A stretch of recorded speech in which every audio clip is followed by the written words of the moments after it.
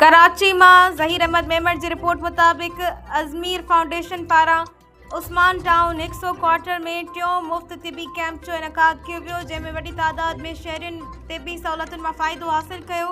ये camp अज़मीर welfare foundation के chairman Abid Ali और वाइस चेयरमैन डॉक्टर राशिद की सरपरस्ती में मुनक़िद किया वियो।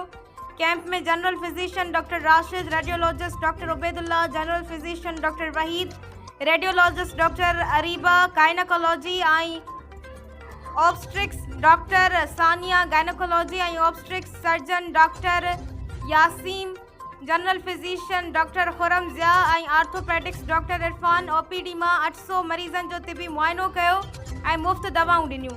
उन मौके ते काबिलियत रखंदड़ और रजिस्टर्ड मर्द और औरत नर्सिंग स्टाफ पिण पंहिंजूं पेशेवराना ख़िदमतूं सरअंजाम दिनियूं।